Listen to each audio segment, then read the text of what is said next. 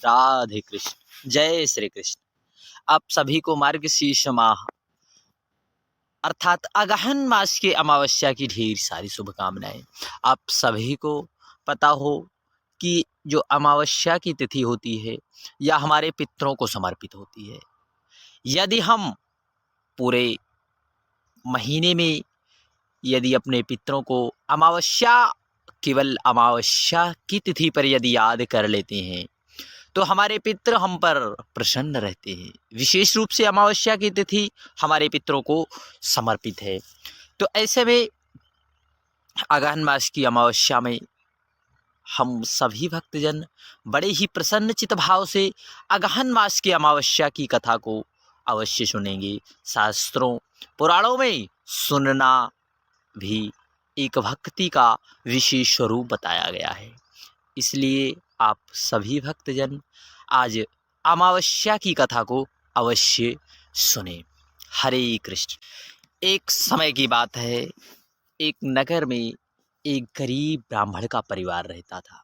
उस परिवार में पति, पत्नी और उसकी एक पुत्री रहती थी। वह परिवार बड़ा ही निर्धन परिवार था। अपना जीवन यापन किसी ना किसी प्रकार से करता था। समय गुजरने के साथ साथ उसकी पुत्री धीरे धीरे बड़ी होने लगी। वह कन्या सुंदर, संस्कारवान, गुणवान, समस्त गुणों से संपन्न थी। लेकिन समस्या यह थी कि गरीबी अर्थात निर्धनता के कारण उसका विवाह नहीं हो पा रहा था। तब ब्राह्मण देवता ने शादी के लिए विशेष प्रकार से प्रबंधन करना प्रारंभ कर दिया। दैव संयोग से एक दिन उस ब्राह्मण के घर पर एक, कहते हैं, जब हमारा कल्याण होता है, जब हमारा कार्य सफल होने को आता है, तब भगवान किसी ना किसी स्वरूप में या किसी ना किसी को अवश्य भेजते हैं। उस ब्राह्मण के घर एक साधु महाराज का आगमन हुआ। कन्या ने साधु की बड़ी ही प्रसन्नचित भाव से, निष्ठा भाव से साधु की सेवा की। साधु उस कन्या की सेवा भाव को देखकर अति प्रसन्न हो गए और उस कन्या को उन्होंने लंबी आयु का आशीर्वाद दे दिया। लेकिन साथ में यह कहा कि इस कन्या के हाथ में विवाह योग्य रेखा ही नहीं है। तब ब्राह्मण दंपत्ति ने साधु महाराज से इसका उपाय पूछा। साधु महाराज कुछ देर सोचने के बाद अपनी अंतर्दृष्टि में ध्यान करके बताया कि यहाँ से कुछ दूर पर एक गांव है।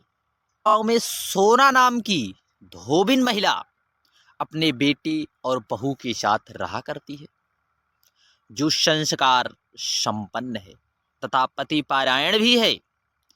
यदि वह यह कन्या उस धोबिन की सेवा करे और बदले में वह महिला प्रसन्न होकर इसकी शादी में अपनी मांग का सिंदूर लगा दे, उसके बाद इस कन्या का विवाह निश्चित है हो जाएगा।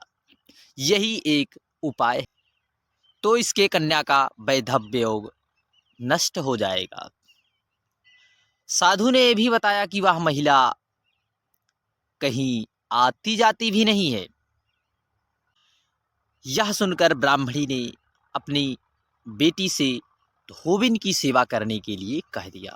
पहले दिन से ही कन्या प्रातःकाल उठकर सोना धोबिन के घर जाती और वहां जाकर उसके घर की साफ सफाई अर्थात घर का नित्य का कार्य वह संपूर्ण करके प्रातः ही अपने घर में लौट आई थी।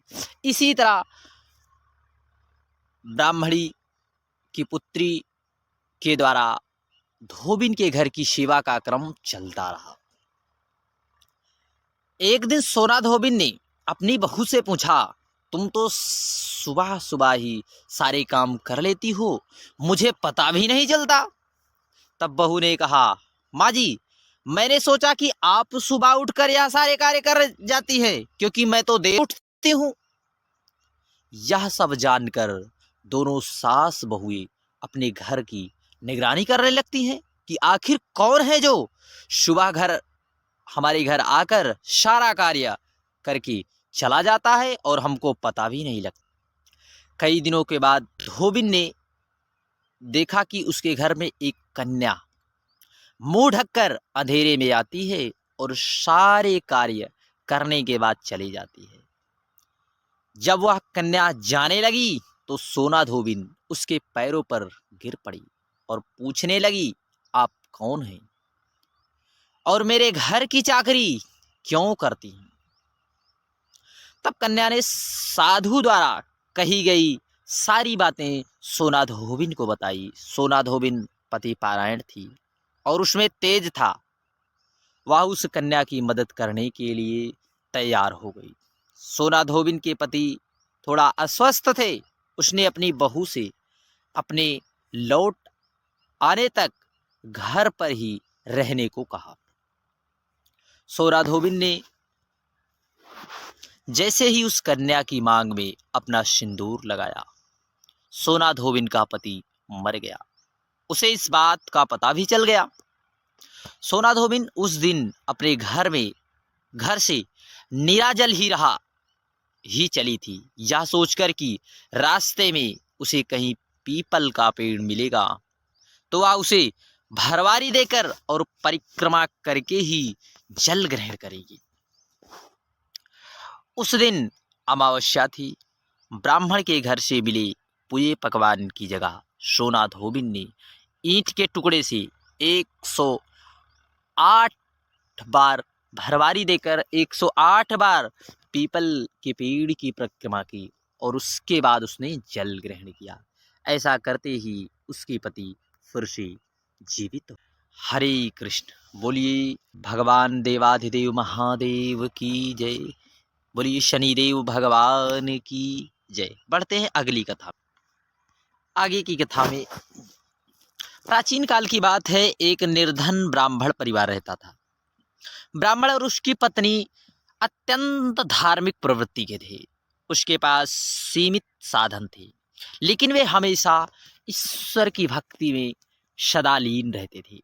दान पुण्य आदि कार्यों में अपना जीवन व्यतीत करते थे। एक बार मार्गशीर्ष अमावस्या के दिन ब्राह्मण की पत्नी ने ब्राह्मण से कहा, आज अमावस्या है। यह दिन पितरों की पूजा के लिए अत्यंत शुभ माना जाता है। हमें कुछ दान करना चाहिए, लेकिन घर में अन्न और धन का अभाव है। अब हम ऐसी परिस्थिति में क्या करें? तब ब्राह्मण ने उत्तर दिया, धर्म में दान पुण्य सबसे बड़ा कार्य है। भले ही हमारे पास कुछ ना हो, लेकिन हमें पितरों के लिए तर्पण और पूजा अवश्य करनी चाहिए। ब्राह्मण ने नदी के किनारे जाकर वहां पर अपने पितरों के निमित्त तर्पण, पितरों की आत्मा की शांति के लिए प्रार्थना की। पूजा के बाद जंगल में गए। वहां से कुछ जंगली फल कंदमूल लेकर आए। उसकी पत्नी ने उस फलों को श्रद्धापूर्वक पकाया और कुछ भाग भगवान को अर्पित करके जब पितरों ने ब्राह्मण दंपत्ति की सच्ची भक्ति और श्रद्धा देखी तो वे अत्यंत प्रसन्न हो गए और उसी रात उन्होंने स्वप्न में आकर ब्राह्मण से कहा, तुम्हारी श्रद्धा और भक्ति से हमें तुमने संतुष्ट कर लिया है। अब हम तुम्हें आशीर्वाद देते हैं कि तुम्हारे घर में कभी धन और अन्न की कमी नहीं होगी। अगले दिन ब्राह्मण के घर में अचानक से धन धान्य और समृद्धि का आगमन हो गया। यह देख ब्राह्मण और उसकी पत्नी ने पितरों का आभार व्यक्त किया। हरे कृष्ण।